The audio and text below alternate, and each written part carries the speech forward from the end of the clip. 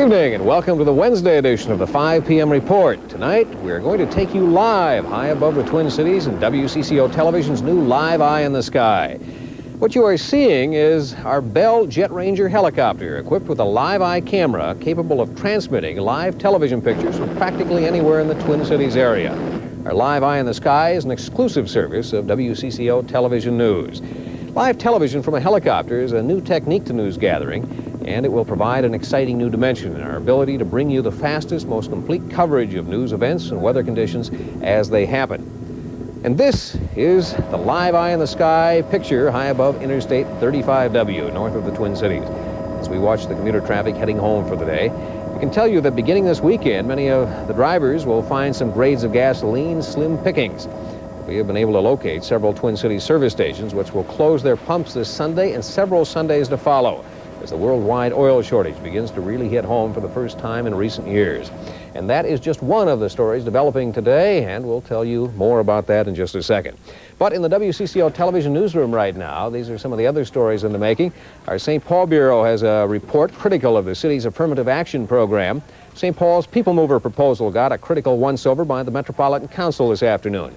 State tournament fever has struck Minnesota with abandon, and we'll have a Carlson at Large report on a unique service called Rent a Guest for your wild and crazy parties. But first, we're going to go to Pat Miles in the newsroom for details on the gas shortage story. Doug, because of the gasoline shortage, many gas station owners in the Twin Cities are going to close on weekends. Some are going to shorten their hours. And all are going to keep close watch on the situation, which has them extremely worried. Tony Saffold spent part of his day talking to some gas station owners about the situation, Tony. That's very true, Pat. The state is suffering a gas shortage at the present time. Refineries and storage plants around the state now are reported drastically low, not only in gasoline, but also in fuel oil.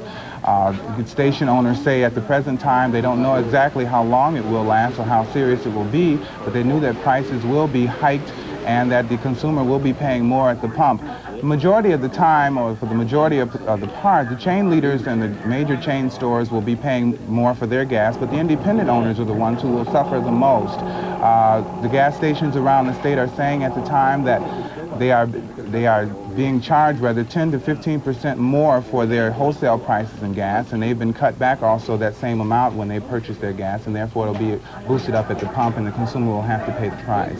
Tony, are we going to have a situation like we did around 1974 where people waited in line for hours to get gasoline? Do they foresee this coming? Well, state officials say at this point they're really not sure exactly how serious it will be. It is not inconceivable, however, that very shortly American consumers will be paying up to $1 for gasoline per gallon at the pump, and therefore it may very well end up being a rationing situation if the situation with Iranian oil doesn't get any better. Okay, thanks, Tony. Doug? Okay, thank you.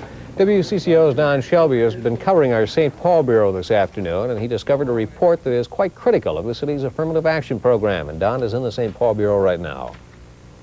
I'll tell you how it came down. This is an affirmative action program that was set up on court order. And St. Paul, just a few months ago, turned out a report that said that they were well within the guidelines of the affirmative action hiring, both in categories for women and for what are called the protected minority races. But this most recent report, which was issued today, indicates that for some reason, the guidelines have suddenly fallen through the floor. We find out that especially in one category, and that's a category of planning and economic development, the minority enrollment of 15% suddenly decreased to only 9%. Now that's a 6% decrease, and Don Lewis, who is head of the Human Rights Department of the City of St. Paul, finds that very alarming. So today, Lewis met along with many other people who are heads of departments that are affected by this affirmative action program to sit down and discuss just exactly why all of this was happening in the affirmative action program. Nobody has been able to find out exactly why it has occurred. They are alarmed, but they don't find it a very big thing at this point because they think perhaps 83 job positions which were lost over the last 6 months may have attributed to the loss of minority hiring. The women seem to be standing in pretty good stead in St. Paul, but the minority classes, the protected classes, especially Hispanics, seem to be suffering the most, and no one knows why right now, but the meeting today is supposed to be designed to find out exactly why, and a new report will be issued pretty soon. Most significantly out of the St. Paul Bureau today is a report that, and it's an unofficial report, we must remind you, that a phone call was placed to a city official last night out of Chicago, a federal official saying that St. Paul has been selected as the only city in America to be one of the model cities, the model city for a special new federal program to funnel funds into older American cities. It is part of the Negotiated Investment Strategy Program. That means many, many federal dollars will be coming into St. Paul if we can go ahead with this unofficial report. And it would go directly to various programs such as the People Mover for a new steam plant for the Lower Town area, fringe parking for the People Mover project, and maybe some rejuvenation of the old train depot, and many, many other urban projects that had generally been funded by general revenue sharing funds. The difference between this program and the Negotiated Investment Strategy Program set up by the White House is that this program cuts through most of the red tape, where money and investors from the private and public sector will be able to sit down on a face-to-face basis, discuss what the needs are of these older urban areas, and then to turn around and pick up all of the money that the federal government is apt to give them under this called the National or Negotiated Investment Strategy Program. And finally, from the St. Paul Bureau, something that is dear to all of our hearts as the snow starts to disappear and we start realizing that there are massive potholes beneath all of that snow and ice. St. Paul is stepping up its pothole repair program, and now at 298-4747, you can call the mayor's complaint office, pick out your favorite pothole, call the mayor and tell him all about it, and tell him where it is, and they'll get the Public Works Department out there right away, or at least as quick as they can, to try to fix that pothole. So there you have it, 3 major developments in St. Paul: the Negotiated Investment Strategy remarks, the most important thing, of course, the Affirmative Action Report, which came down today, and the business about taking care of that and trying to find out why the problems have occurred, and then, of course, the potholes. Dodging the potholes between here and St. Paul on I-94 has become quite the sport lately. It is just absolutely atrocious traveling that strip of road right now. They were amazing. I lost 7 fillings from my teeth coming out of today. Thank you, Don. Nationally and around the world, all eyes are focused on the Middle East and the prospect for a new peace treaty. Egypt's President Sadat awaits the arrival of President Carter to hear the latest peace initiative. Sadat is saying that he doubts anything will change his mind and lead to a settlement. Scientists examining the latest Jupiter pictures have discovered a ring around that planet that previously wasn't detectable. Voyager 1 is now on its way to Saturn. The Senate began debate on several amendments dealing with the security of Taiwan. One measure would consider any attack on that island a breach of U.S. national security and grounds for counteraction by the U.S. And in Crystal City, Texas today, 10,000 residents fled their homes after an explosion ripped through a chemical plant. Toxic fumes drifted over the city all morning. However, all is secure in Texas tonight.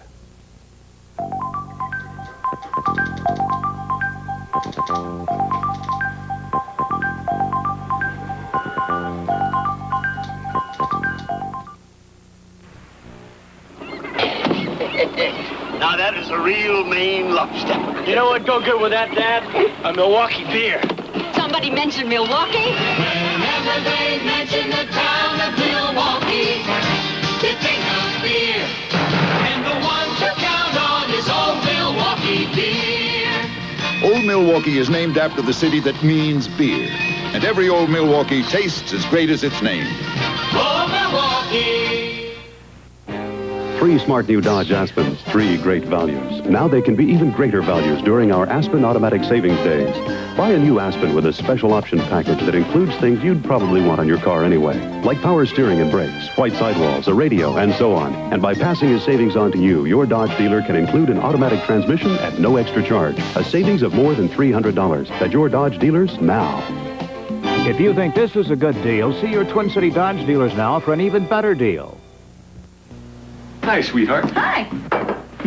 Looks good. Go ahead. Tell her you'd rather eat seafood tonight. I'm afraid it's nothing special. Speak up. Tell him you'd like to eat out during the week for a change. Why don't we? How about? Let's go to Red Lobster. We serve hot, delicious seafood at Red Lobster every day. So come on in. It's a great way to break up the week.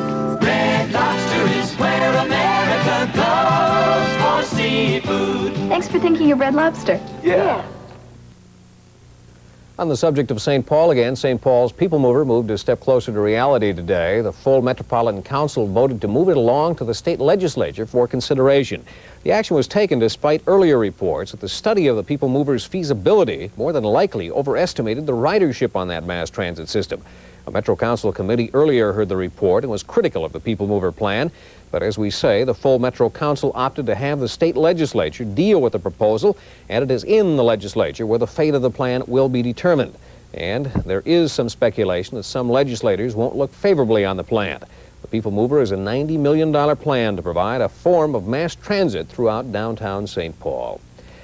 Well, all that many dull parties need is a conversation piece, someone or something for everyone to talk about.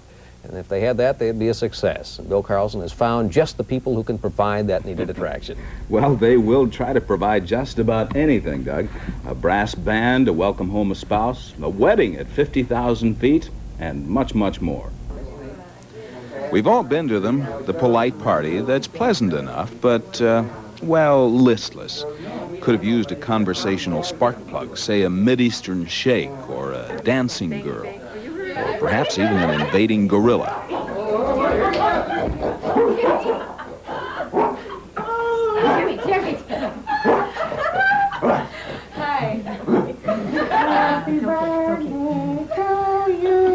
Mr. Gorilla isn't always so rambunctious. He's even been hired to greet some top political figures. Hired as an employee of Rent-A-Guest. I was hired to insult a group of 300 party-goers out at the Bel Air Yacht Club. I did a pratfall and dumped drinks all over. I'm lethal. Lethal. Sweetheart Molly Frawley is especially busy during special seasons like Valentine's Day. By the time I got over there, I had the entire machine shop had stopped and wondered what was going on. And when I kissed the guy and said, "Happy Valentine's Day, love," whoever his wife was, all of a sudden the whole place is applauding. Belly dancer Cheryl Spear occasionally arrives inside a specially constructed cake. This time it's a straighter entrance.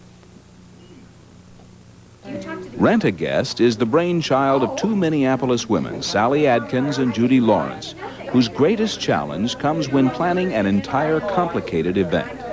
People could do it themselves, but they might not know how or have the money to figure out where to go to get something. Our connections are growing daily. We won't do anything that's really embarrassing, like pie someone in the face. Nothing that's really offensive. Rent-A-Guest must be a good name because people recognize it now and they're more than willing to help us.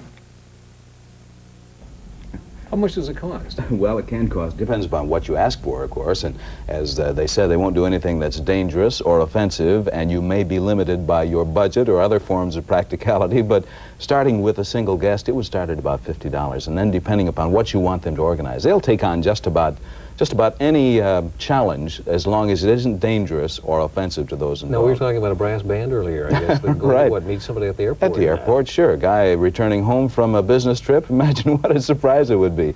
They're not afraid to approach something that might be embarrassing in a fun sort of way for somebody. Nobody gets hurt. As long as it's not offensive. Okay, thank you, Bill. Well, Mike Fairborn is presently waiting his turn in the Weather Center, and we'll get the current conditions and the forecast, and we're going to check on some flooding elsewhere in the country in just a moment.